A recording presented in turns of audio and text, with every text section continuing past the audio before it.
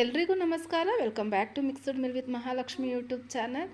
ಇವತ್ತೊಂದೊಳ್ಳೆ ಆರೋಗ್ಯಕರವಾದ ಮೂಲಂಗಿ ಮಸಾಲ ಫ್ರೈನ ಹೇಗೆ ಮಾಡೋದು ಅಂತ ತೋರಿಸ್ತಾ ಇದ್ದೀನಿ. ಮೂಲಂಗಿ ತಿನ್ನಲ್ಲ ಅನ್ನೋರು ಒಂದ್ಸಲಿ ಈ ಥರ ಮಾಡಿಕೊಡಿ, ಇಷ್ಟಪಟ್ಟು ತಿಂತಾರೆ. ಹಾಗಾದರೆ ರೆಸಿಪಿ ಸ್ಟಾರ್ಟ್ ಮಾಡೋಣವಾ?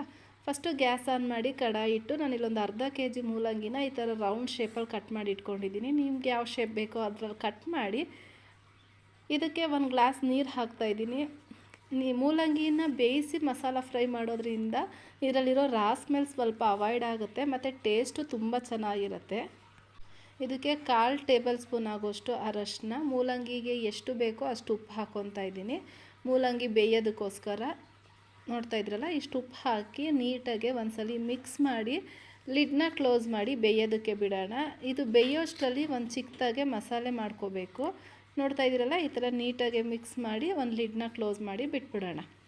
ನೆಕ್ಸ್ಟು ಮಸಾಲೆಗೆ ಒಂದು ಚಿಕ್ಕ ಮಿಕ್ಸಿ ಜಾರ್ಗೆ ಒಂದು 4ರಿಂದ 5 ಹಸಿಮೆಣ್ಸಿನ್ಕಾಯಿ ತೊಗೊಂಡಿದ್ದೀನಿ. ನೀವು ಖಾರಕ್ಕೆ ಅನುಗುಣವಾಗಿ ಹಸಿಮೆಣ್ಸಿನ್ಕಾಯಿ, ಒಂದು ಅರ್ಧ ಇಂಚಷ್ಟು ಶುಂಠಿ, 1 ಕಪ್ ಆಗೋಷ್ಟು ಅಂದರೆ 3ರಿಂದ 4 ಟೇಬಲ್ ಸ್ಪೂನ್ ಆಗೋಷ್ಟು ಕಾಯಿ ತುರಿ, ಸ್ವಲ್ಪ ಕರಿಬೇವಿನ ಸೊಪ್ಪು, ಒಂದು 1/2 ಟೇಬಲ್ ಸ್ಪೂನ್ ಜೀರಿಗೆ, 1/4 ಟೇಬಲ್ ಸ್ಪೂನ್ ಆಗೋಷ್ಟು ಸಾಸಿವೆ, ಮತ್ತು ಇದಕ್ಕೊಂದು 1/4 ಟೇಬಲ್ ಸ್ಪೂನ್ ಆಗೋಷ್ಟು ಅರಶಿನ, ಸ್ವಲ್ಪ ನೀರು ಹಾಕಿ ಈ ನಾವು ಕೊಬ್ಬರಿ ಚಟ್ನಿಗೆ ರುಬ್ಕೊತೀವಲ್ಲ ಹಂಗೆ ತರಿಯಾಗೆ ರುಬ್ಕೊಬೇಕು. ನೋಡ್ತಾ ಇದ್ದಲ್ಲ, ಇಷ್ಟ ಆದರೆ ಸಾಕಾಗತ್ತೆ. ಇವಾಗ ಮೂಲಂಗಿನೂ ಸ್ವಲ್ಪ ಬೆಂದಿದೆ. ಇದರಲ್ಲಿರೋ ನೀರಿನ ಅಂಶ ಎಲ್ಲ ಫುಲ್ ಡ್ರೈ ಆಗಬೇಕು, ಅಲ್ಲಿ ಗಂಟ ಫ್ರೈ ಮಾಡಬೇಕು. ಅಲ್ಲಿ ಗಂಟ ಫ್ರೈ ಮಾಡಿದ್ರೆ ಮೂಲಂಗಿ ಕಂಪ್ಲೀಟಾಗಿ ಬೆಂದಿದೆ ಅಂತ ಅರ್ಥ. ನೋಡ್ತಾ ಇದ್ದೀರಲ್ಲ, ಇದು ಇನ್ನೊಂದು ಸ್ವಲ್ಪ ನೀರಿದೆ. ಮತ್ತೆ ಲಿಡ್ನ ಕ್ಲೋಸ್ ಮಾಡಿ ನಾನು ಇನ್ನೊಂದು 5 ನಿಮಿಷ ಬೇಯಿಸ್ಕೊತೀನಿ. ನೋಡಿ, ಇದರಲ್ಲಿರೋ ನೀರೆಲ್ಲ ಫುಲ್ ಡ್ರೈ ಆಗಿದೆ. ಇಷ್ಟು ಬೆಂದಿದ್ರೆ ಸಾಕು. ಇದನ್ನು ಒಂದು ಪ್ಲೇಟ್ಗೆ ಎತ್ತಿಟ್ಕೊಂಬಿಡೋಣ. ಈ ಬರೀ ಮೂಲಂಗಿ ಸಾಂಬಾರು ತಿಂದು ಬೋರ್ ಆಗಿದರೆ ಜಸ್ಟ್ ರಸಮ್ಗೆ, ತಪ್ಪರೆ ಬೇಳೆ ಸಾರಿಗೆ ಇದು ಸೈಡ್ ಡಿಶ್ಶಾಗೆ ತುಂಬ ಚೆನ್ನಾಗಿರುತ್ತೆ. ಒಂದ್ಸಲಿ ಈ ವಿಧಾನದಲ್ಲಿ ಟ್ರೈ ಮಾಡಿ, ತುಂಬ ಇಷ್ಟಪಟ್ಟು ತಿಂತೀರಾ. ಹಾಗೆ ರೆಸಿಪಿ ಹೇಗೆ ಬಂದ ಮೂಲಕ ತಿಳಿಸಿ. ಇದನ್ನೆಲ್ಲ ನೀಟಾಗಿ ಎತ್ತಿಟ್ಕೊಂಡು ಅದೇ ಕಡಾಯಿ ಸ್ವಲ್ಪ ವಾಶ್ ಮಾಡಿ ಮತ್ತೆ ಗ್ಯಾಸ್ ಆನ್ ಮಾಡಿ ಕಡಾಯಿ ಇಟ್ಟು ಒಂದು 3ರಿಂದ 4 ಟೇಬಲ್ ಸ್ಪೂನ್ ಆಯಿಲ್ ಹಾಕಿದ್ದೀನಿ. ಆಯಿಲ್ ಕಾದಾದಮೇಲೆ ಒಂದು 1/2 ಟೇಬಲ್ ಸ್ಪೂನ್ ಆಗೋಷ್ಟು ಸಾಸಿವೆ, ಒಂದು 1/2 ಟೇಬಲ್ ಸ್ಪೂನ್ ಆಗೋಷ್ಟು ಜೀರಿಗೆ, ಅಂದರೆ ಟೀ ಸ್ಪೂನಷ್ಟು, ಟೇಬಲ್ ಸ್ಪೂನಲ್ಲ ಟೀ ಸ್ಪೂನು ಸಾಸಿವೆ ಜೀರಿಗೆ ಚಿಟಪಟ ಅಂದಮೇಲೆ ನಾನಿಲ್ಲಿ ಒಂದು 3 ಒಣಮೆಣ್ಸಿನ್ಕಾಯಿನ ಹಾಕ್ಕೊತಾ ಇದ್ದೀನಿ. ಹಾಗೆ ಸ್ವಲ್ಪ ಕರಿಬೇವಿನ ಸೊಪ್ಪು ಹಾಕ್ಕೊತಾ ಇದ್ದೀನಿ. ಕರಿಬೇವಿನ ಸೊಪ್ಪು ಚಿಟಪಟ ಅಂತ ಸಿಡಿದ್ಮೇಲೆ ಕಡಲೆಬೇಳೆ ಹಾಕ್ಕೊತಾ ಇದ್ದೀನಿ. 2 ಟೇಬಲ್ ಸ್ಪೂನ್ ಆಗೋಷ್ಟು ಕಡಲೆಬೇಳೆ ಒಂದು ಸ್ವಲ್ಪ ಜಾಸ್ತಿನೇ ಹಾಕ್ಕೊಳ್ಳಿ, ತುಂಬ ಚೆನ್ನಾಗಿರುತ್ತೆ ಇಷ್ಟ ಇದ್ದರೆ. ಇದನ್ನು ನೀಟಾಗಿ ಫ್ರೈ ಮಾಡಿಕೊಂಡು ನಾನಿಲ್ಲಿ 1 ಈರುಳ್ಳಿನ ಈ ಥರ ಸ್ಲೈಸಾಗೆ ಕಟ್ ಮಾಡಿ ಸೇರಿಸ್ತಾ ಇದ್ದೀನಿ.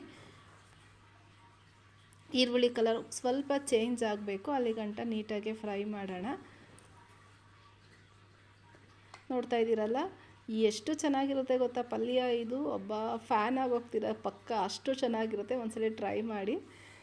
ಈರುಳ್ಳಿ ಸ್ವಲ್ಪ ಕಲರ್ ಚೇಂಜ್ ಆದಮೇಲೆ ನಾವಿಲ್ಲಿ ರುಬ್ಬಿರೋ ಅಂತಹ ಮಸಾಲೆ ಏನಿದೆಯೋ ಅದನ್ನು ಹಾಕ್ಕೊಂಡು ನೀಟಾಗಿ ಫ್ರೈ ಮಾಡಬೇಕು.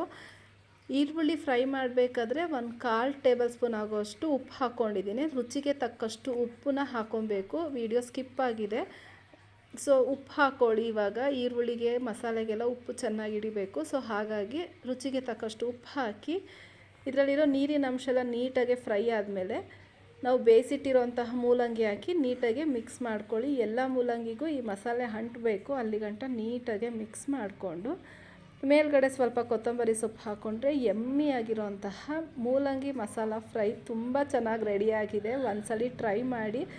ಐ ಹೋಪ್ ಈ ವಿಡಿಯೋ ಎಲ್ಲರಿಗೂ ಇಷ್ಟ ಆಗಿದೆ ಅನ್ಕೋತೀನಿ. ಇಷ್ಟ ಆಗಿದೆ ದಯವಿಟ್ಟು ಲೈಕ್ ಮಾಡಿ, ಶೇರ್ ಮಾಡಿ, ಕಮೆಂಟ್ ಮಾಡಿ.